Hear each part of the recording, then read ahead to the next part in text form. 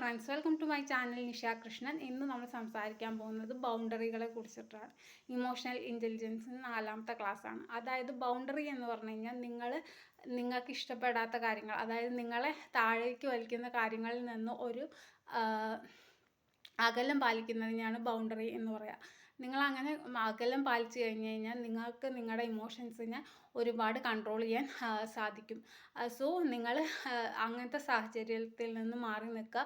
പിന്നെ നിങ്ങൾ എന്താണോ നിങ്ങളുടെ കൂട്ടുകെട്ട്, അതാണ് നിങ്ങളുടെ ലൈഫിൽ നിങ്ങളുടെ ചിന്തകളായിട്ട് പ്രതിഫലിക്കുക. സോ നിങ്ങളുടെ കൂട്ടുകെട്ട് തിരഞ്ഞെടുക്കുമ്പോൾ സൂക്ഷിച്ച് തിരഞ്ഞെടുക്കുക. പിന്നെ നിങ്ങൾ എന്തെങ്കിലും കണ്ടൻറ്റ് കൺസ്യൂം ചെയ്യുന്നത്, അതായത് എന്തെങ്കിലും വീഡിയോസ് കാണുക, അപ്പോൾ നല്ല വീഡിയോസ് മാത്രം കാണാൻ ശ്രമിക്കുക. നിങ്ങൾ ചീത്ത കാര്യങ്ങൾ ഇതുവരെ ചെയ്തിട്ടുണ്ടെങ്കിൽ അതിൽ നിന്ന് ഇപ്പോൾ തന്നെ മോചനം നേടുക, നല്ല കാര്യങ്ങൾ ചെയ്യുക.